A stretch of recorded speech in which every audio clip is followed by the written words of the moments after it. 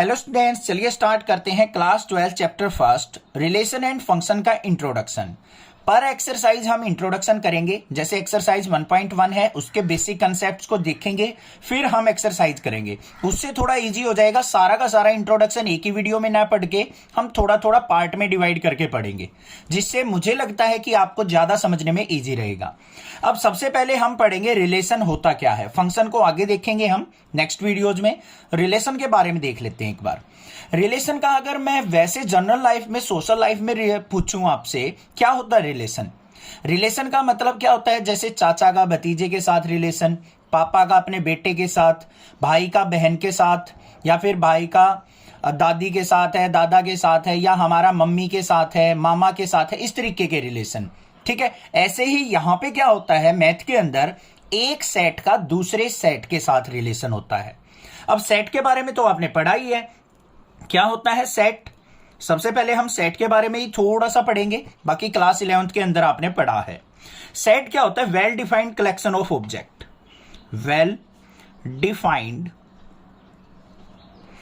Collection of object is called set.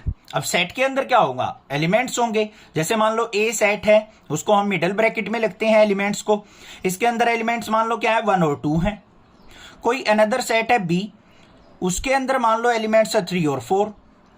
तो ए और B का रिलेशन क्या कहलाएगा? देखो वर्ड रिलेशन की बात कर रहे हैं हम, तो ए और बी का रिलेशन कैसे निकलेगा? ए क्रॉस बी करके कार्टेशियन प्रोडक्ट कर दो तो ए का बी के साथ रिलेशन निकल जाएगा। कैसे निकलता है ध्यान से देखो। पेयर बनाओ, 1 का पेयर 3 और 4 दोनों के साथ बन सकता है, तो क्या लिखेंगे? 1 का रिलेशन 3 के साथ, 1 का रिलेशन 4 के साथ। फिर 2 का रिलेशन 3 और 4 के साथ भी हो सकता है भाई। 2 और 3 का रिलेशन, 2 और 4 का रिलेशन।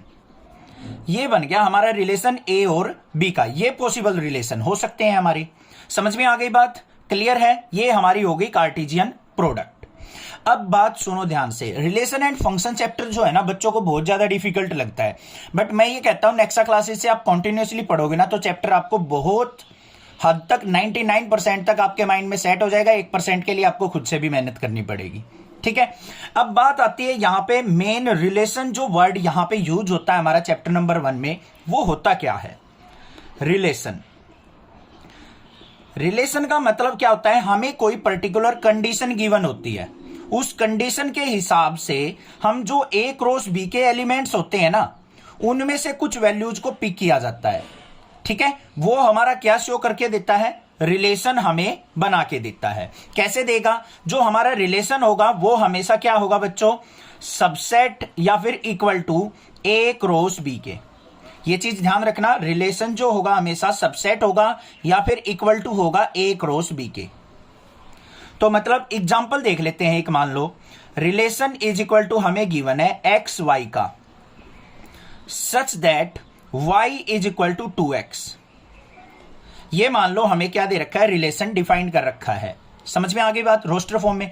अब यहां पे क्या करना है? हमें इसको लिखना है। तो r इज इक्वल टू, यहां पे देखो बच्चों, y is equal to 2x। अब कोई भी वैल्यू लिखी जाती है, ये x होता है, ये y होता है।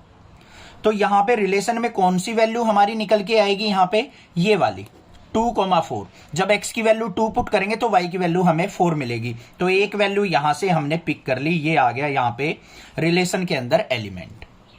तो आगे ना बात समझ में। रिलेशन जो होगा हमेशा ए क्रॉस बी का सबसेट होगा, या फिर इक्वल भी हो सकता है। ये सारे के सारे एलिमेंट्स रिलेशन में आ जाए, ऐसा कोई रिलेशन दे रखा हो हमें। ठीक है, कैसे? एग्जाम्पल के तौर पे अगर मैं यहां पे बात करूं तो यहां पे तो नहीं बनता, बट यही चीज आपको पता लग गई होगी कि जो भी हमारा रिलेशन होगा वो हमेशा ए क्रॉस बी का या तो सबसेट होगा या इसके सारे के सारे एलिमेंट्स होंगे। ये चीज क्लियर है? अब दूसरी बात, अब आपको क्लास 11th में आपने छोटी सी चीज पढ़ी थी, डोमेन और रेंज। वो भी आपको थोड़ी सी पता होनी चाहिए। जैसे मान लो कोई भी वैल्यू लिखी जाती है 1,3। यहां पे क्या है? ये x की वैल्यू है, ये y की वैल्यू है। तो ये जो x होता है ये क्या होता है? हमारा डोमेन। और ये जो y होता है ये होती है हमारी रेंज। मतलब डोमेन को पुट किया जाता है, उससे जो हमें वैल्यू मिलती है उसको हम रेंज कहते हैं। समझ में आ गई बात? यहां तक क्लियर है?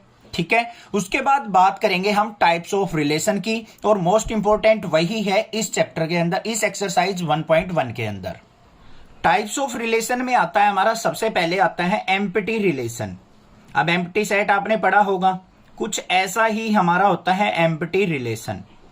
एम्प्टी रिलेशन से मतलब क्या है, अगर हमारा रिलेशन के अंदर कोई भी एलिमेंट प्रेजेंट ना हो, r इज इक्वल टू क्या हो, 5 हो, देन हम कह सकते हैं कि ये रिलेशन हमारा एम्प्टी रिलेशन है। अब जैसे हमने पिछले यहां पे पेज पे बताया था a क्रॉस b, उसके अंदर एलिमेंट्स क्या थे, 1,3, 1,4, फिर 2,3 और 2,4, ये एलिमेंट्स थे हमारे a क्रॉस b के अंदर बच्चों। अब मान लो आपको रिलेशन कोई दे दे, relation is equal to x y such that, x का y के साथ रिलेशन कैसे है, y is equal to x cube. मान लो ये रिलेशन दे रखा हो आपको, तो यहां पे देखो बच्चों x की वैल्यू 1 पुट करते हैं, 1 का क्यूब, y की वैल्यू क्या आनी चाहिए 1, तो ये तो रिलेशन है ही नहीं हमारे यहां पे प्रेजेंट। तो यहां पे हमारे पास चारों में से कोई भी वैल्यू ऐसी प्रेजेंट नहीं है जो y is equal to x cube को सेटिस्फाई करती हो, कि x की वैल्यू पुट करे और y की वैल्यू क्यूब होके आ जाए। देखो यहाँ पे ये x है, ये y है, ये x ये y, इस तरीके से तो कोई भी रिलेशन यहाँ पे सेटिस्फाई नहीं हो रहा, तो हमारा रिलेशन के अंदर एलिमेंट्स क्या हो जाएंगे, नल, या फिर रिलेशन इज इक्वल टू क्या होगा हमारा 5, तो इसको कहेंगे एम्प्टी सेट।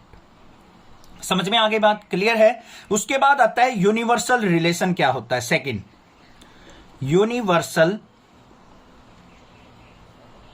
रिलेशन। यूनिवर्सल का मतलब होता है, यूनिवर्स मतलब सारी की सारी वैल्यू, मतलब जब हमारा relation is equal to A cross B के इक्वल हो, ए क्रॉस बी के अंदर जितने भी एलिमेंट्स के पेयर बने हैं ना, वो सारे के सारे अगर रिलेशन में जो भी हमें रिलेशन गिवन हो उसके अंदर सारे के सारे एलिमेंट आ जाए, तो उसको हम यूनिवर्सल रिलेशन बोल देंगे। समझ में आ गई बात। अब जो ये रिलेशन होता है ये हमारा 3 टाइप्स का होता है। फर्स्ट जो होता है हमारा रिलेशन वो होता है रिफ्लेक्सिव, ये हमारा पूरा का पूरा चैप्टर, पूरी की पूरी एक्सरसाइज 1.1 के अंदर मिलेगा, रिफ्लेक्सिव वर्ड। सेकंड जो होता है हमारा वो होता है सिमेट्रिक रिलेशन, और थर्ड जो होता है हमारा वो होता है ट्रांजिटिव रिलेशन। अब भाई तीनों को हम बारी बारी से पढ़ेंगे, बिल्कुल ध्यान से समझना है, यही चीज मेन इंपॉर्टेंट है। सबसे पहले बात करूं मैं रिफ्लेक्सिव रिलेशन क्या होता है।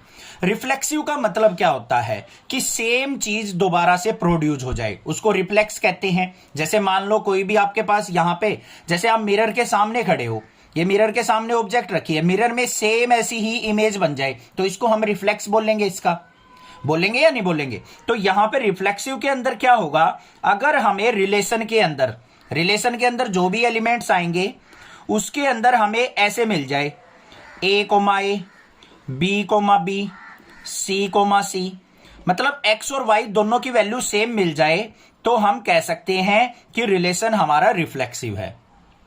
समझ में आ गई बात। x और y की वैल्यू, दोनों की वैल्यू क्या हो, सेम हो, जैसे a, b, b, c, या फिर 1,1 मिल जाए, 2,2 मिल जाए। ये इस तरीके की चीजें अगर हमारे रिलेशन में प्रेजेंट होंगी तो हम उस रिलेशन को रिफ्लेक्सिव रिलेशन कह देंगे। आगे बात समझ में। अब आती है सिमेट्रिक की बात। अगर मान लो हमारे पास a, b ये पेयर रिलेशन के अंदर प्रेजेंट है, तो b, a अगर ये भी हमारा रिलेशन के अंदर प्रेजेंट होगा तो हम इसको सिमेट्रिक बोल देंगे, नहीं तो नहीं है। समझ में आ गई बात। जैसे एग्जांपल 1,2 अगर मान लो रिलेशन के अंदर है और 2,1 भी रिलेशन के अंदर है, तो ये हमारे क्या हो जाएगा, सिमेट्रिक रिलेशन हो जाएगा। आ गई, क्लियर है। लास्ट देखते हैं ट्रांजिटिव रिलेशन हम किसको कहेंगे।